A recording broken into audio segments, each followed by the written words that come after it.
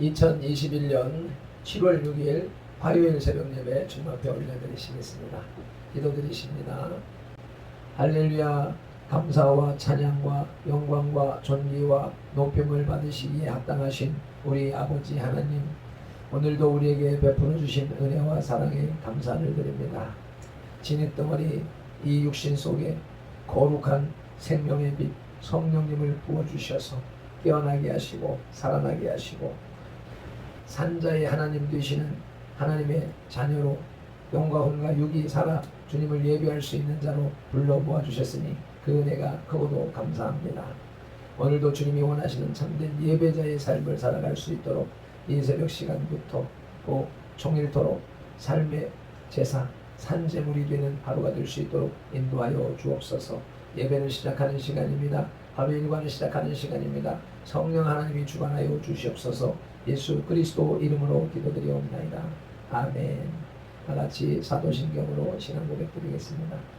전능하사 천지를 만드신 하나님 아버지를 내가 믿사오며 그 외아들 우리 주 예수 그리스도를 믿사오니 이는 성령으로 잉태하사 동정녀 마리아에게 나시고 본디오 빌라도에게 고난을 받으사 십자가에 못 박혀 죽으시고 장사한 지 사흘 만에 죽은 자 가운데서 다시 살아나시며 하늘에 오르사 전능하신 하나님 우편에 앉아 계시다가 저리로서 산자와 죽은 자를 심판하러 오시리라. 성령을 믿사오며 거룩한 공회와 성도가 서로 교통하는 것과 죄를 사하여 주시는 것과 몸이 다시 사는 것과 영원히 사는 것을 믿사옵나이다. 아멘. 오늘의 찬송 455장 찬송 올려드리시겠습니다.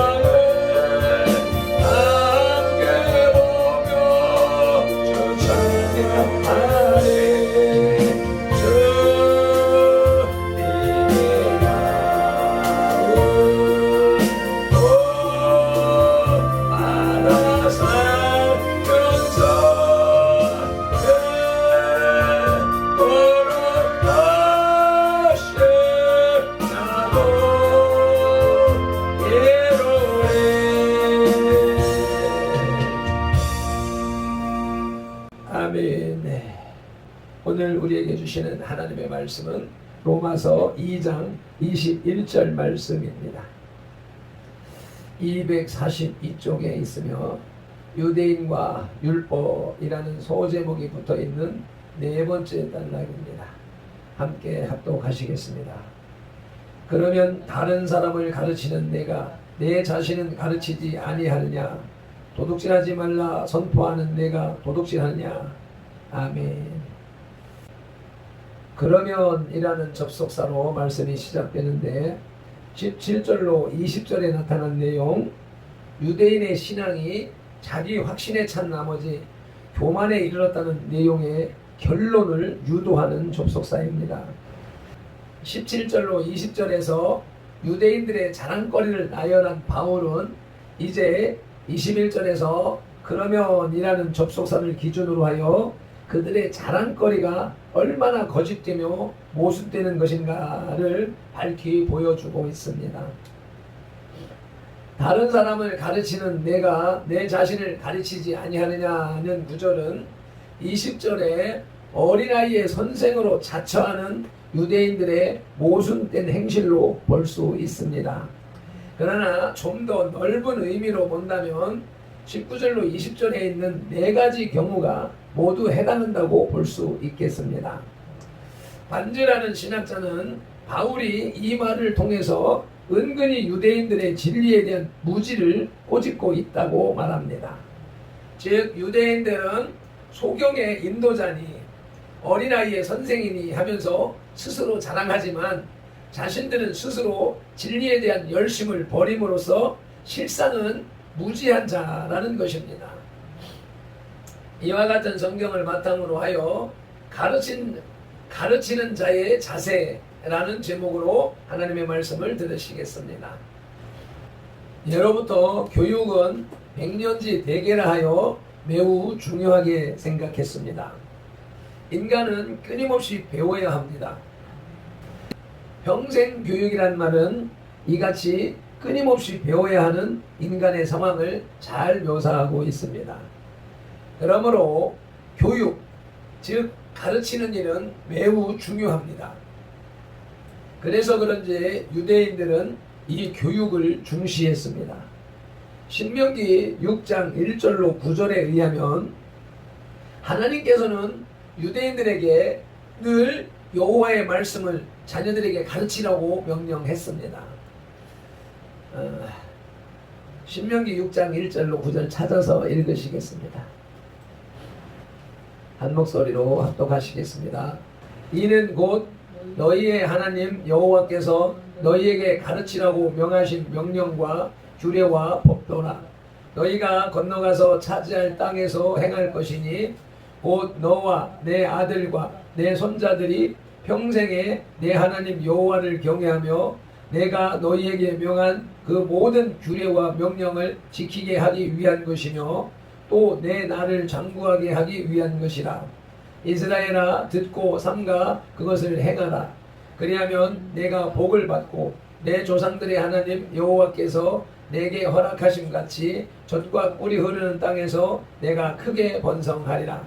이스라엘아 들으라. 우리 하나님 여호와는 오직 유일한 여호와이시니 너는 마음을 다하고 뜻을 다하고 힘을 다하여 내 하나님 여호와를 사랑하라. 오늘 내가 내게 명하는 이 말씀을 너는 마음에 새기고 내 자녀에게 부지런히 가르치며 집에 앉았을 때에든지 길을 갈 때에든지 누워있을 때에든지 일어날 때에든지 이 말씀을 강론할 것이며 너는 또 그것을 내 손목에 메어 기호를 삼으며 내 미간에 붙여 표로 삼고 또 내 집 문설주와 바깥문에 기록할지니라. 아멘. 유대인들은 이 말씀을 준행하여 자기 자녀들을 가르쳤을 뿐만 아니라 타국인들에게까지도 교사의 입장에서 가르침을 베풀었습니다. 그러나 그들의 가르침에는 교만이 섞여 있었고 진실이 부족했으며 자기 반성이 없었습니다. 본문은 바울이 이러한 유대인들의 태도를 책망하는 말씀입니다. 우리는 이제 가르치는 자로서의 유대인의 태도를 몇 가지 살펴보고 예수님과 바울의 모범을 계속해서 살펴봄으로써 바람직한 교사상을 정립하도록 해야 하겠습니다. 아멘. 첫째로 가르치는 자로서의 유대인의 태도를 살펴보시겠습니다. 유대인은 첫째로 교만했습니다. 하나님께서는 은혜와 사랑으로 유대인을 선택하시고 율법을 주셨습니다. 그러나 유대인들은 교만했습니다. 그들은 자기들이 다른 민족들보다 우월하기 때문에 하나님의 택하심을 받았다고 생각했으며 그로 인해 교만해졌습니다. 그들은 율법으로부터 자기 자신을 돌아보아 반성하기보다는 율법을 통해 남을 판단하고 정죄하기를 더 좋아했습니다. 그들은 어리석은 자의 교사요 어린아이의 선생이라고 스스로 믿으면서 자기들이 제대로 지키지도 않는 율법을 다른 사람들에게는 지키도록 강요했습니다. 그래서 바울은 이러한 유대인들을 향해 율법을 자랑하는 내가 율법을 범함으로 하나님을 욕되게 하느냐고 3절에서 날카롭게 책망한 것입니다. 교만한 자의 가르침은 헛것이요 그 속에 진실이 없었습니다. 교만 속에는 진실과 사랑이 담길 만한 여지가 없기 때문입니다. 가르치는 자로서의 유대인의 태도 두 번째로는 무지했습니다. 그들은 율법을 자랑했으나 율법에 대하여 무지했습니다. 율법은 인간을 정죄하고 인간의 한계 상황을 드러내어 율법 자체를 지키려는 모든 의도를 포기하게 만들고 결국에는 하나님 앞에 무릎 꿇고 오직 하나님의 은혜만을 구하게 만드는 것이 그 목적입니다. 그런데 유대인들은 이러한 율법의 본질적인 목적에 대하여 무지했습니다. 그들은 다만 율법을 세밀히 분석하고 자기들의 삶에 적용시킬 구체적인 조항들만을 율법에 첨가했습니다. 그러나 그들은 그처럼 애써 만든 조항들을 잘 지키지도 않았습니다. 한마디로 율법을 잘 준행하지 않으면서도 하나님의 진노는 두려워하지 않고 또 선민의식과 율법을 소유하고 있다는 특권의식 속에 도취되어 있었던 것이 유대인의 모습이었습니다. 이 모든 것들이 율법의 기본 정신을 이해하지 못한 무지의 소산입니다. 따라서 율법에 무지한 그들이 결코 율법을 올바로 가르칠 수 없었던 것입니다. 가르치는 자로서의 유대인의 태도 세 번째는 가르침과 삶이 일치하지 않았습니다. 유대인들은 남들에게 하나님의 율법을 가르치면서 자기 자신들은 그 가르침을 준행하지 않았습니다. 그들은 도적질하지 말라 선포하면서 도적질했으며 간음하지 말라 선포하면서 간음했습니다. 신사 물건을 도적질까지 했습니다. 물론 모든 유대인들이 다 이러한 죄를 범한 것은 아닙니다. 바울 당시의 유대인들의 생활이 이와 같았다는 의미인 것입니다. 대개의 유대인들은 가르침과 삶에서 현격한 불일치를 보여주었습니다. 그러나 인격적으로 승화되지 못한 교훈은 결코 다른 사람의 삶을 변화시키지 못하며 그 사람의 가슴속까지 전달되지 못합니다. 여러모로 삶의 실천이 없는 유대인들의 가르침은 죽음을 가르치는 죽은 가르침이었습니다. 이제 둘째 대지로 가르치는 자의 모범을 살펴보시겠습니다. 첫째로 예수님의 모범입니다. 우리는 성경에서 가장 이상적인 교사를 두 분 발견하게 됩니다. 예수님과 바울입니다. 먼저 예수님을 살펴볼 것 같으면 첫째로 그분은 겸손했습니다. 먼저 빌립보서 2장 6절과 8절까지 읽으시겠습니다. 그는 근본 하나님의 본체시나 하나님과 동등됨을 취할 것으로 여기지 아니하시고 오히려 자기를 비워 종의 형체를 가지사 사람들과 같이 되셨고 사람의 모양으로 나타나사 자기를 낮추시고 죽기까지 복종하셨으니 곧 십자가에 죽으심이라. 아멘.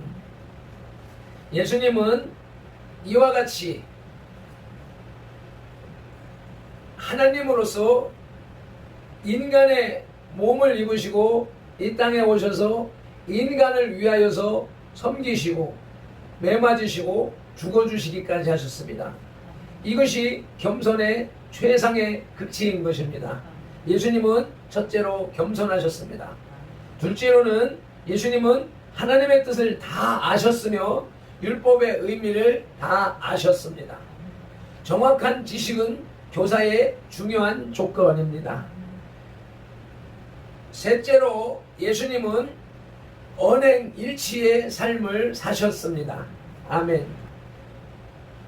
예수님의 가르침은 예수님의 삶 그 자체로부터 나왔습니다.